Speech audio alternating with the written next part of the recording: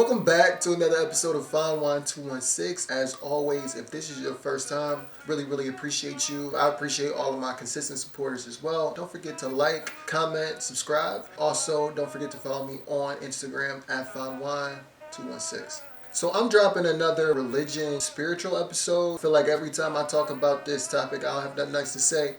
But I'm speaking from the perspective of a Christian's perspective.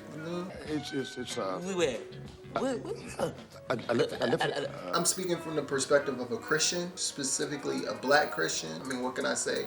I'm black as hell. The crispity, crackety, crunchity. All right, let's jump right into it. So one thing I don't understand about us is how we say God's will be done. It seems like the most pointless thing to say to somebody who's actually going through something. And it's the timing of it for me. Like, you only say it in hindsight after something has already gone left. Going into the situation, you weren't saying anything about let God's will be done. You were telling yourself everything else that you wanted to hear. Like, for example, if someone's terminally sick, like sick, we love to say things like, by his stripes we are healed and he shall live and not die. No weapon formed against me shall prosper. They shall hunger no more, neither shall they thirst anymore. Preach, preacher. We love to say all that. That's what you say in the beginning. But then the person actually dies. And y'all shrug your shoulders, y'all look at each other and y'all say, God decided that they would suffer no more. Called them home. God's will be done. Huh? Now before y'all try to cancel me, I'm not saying that these verses are lies. What I'm saying is when we interpret them the wrong way, it can be used to convince somebody that they're never going to lose a loved one. They're never going to go through a hardship. They're never going to lose a job. And we all know that's a natural part of life. It's like this. Say, analogy time. Let's say I say to my friend, yo, it's going to rain tomorrow. I'm so sure it's going to rain tomorrow. I bet you $100.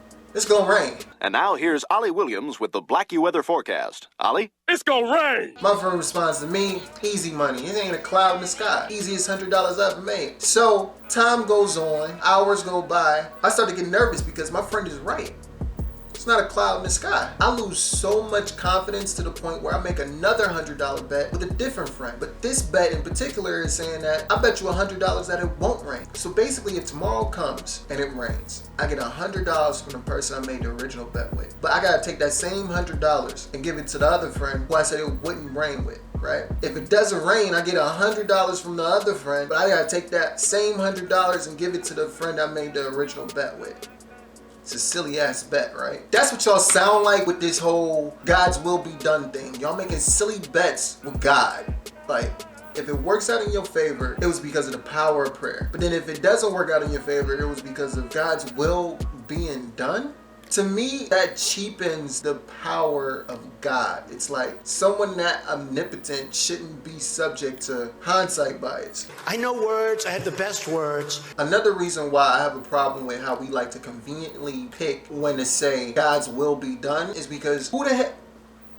My bad. Who in the world knows what God's will is anyway? There's something in the Bible that says something to the effect that like man's thought process is as far away from God's thought process as east is from west. Or east is from west. First of all, can I just say, that's how I know there's some African origins going on when it comes to God, Jesus, Holy Spirit, all of it. Who would say something that is like as far as east is from west? That's like how we say, I brought you in this world and I take you out. Like, that's some black stuff. But anyways, that's why I don't trust anybody who claims to know what's on God's mind, what he would do, what he wants you to do, what he would say to the person that got on your nerves and this, that. That being said, you have to come to a realization that when you say something like, let God's will be done, you really aren't saying anything at all. Because who knows what that actually is. So what are you saying, Fine Wine? Like, we shouldn't pray? Like, we shouldn't believe? What's going on? No, it's not what I'm saying at all. What I'm saying is, as human beings, we tend to pray for things that are time sensitive. Lord, please deliver me from what I'm going through right now. Please heal my loved one that is presently sick. Please bless me on what I've been asking for soon. The problem with that is that if you truly believe in God, then you have to acknowledge that you're believing in an entity that is not constricted by time. He is literally the Alpha and the Omega. There is no time when it comes to anyone's concept of what God is. That being said, you gotta catch it. From his perspective, the past the present, the future, it's all the same to him. So whatever it is you're asking for, whatever it is you're praying on, whoever is sick that needs to be healed from where he's standing, they've already been delivered.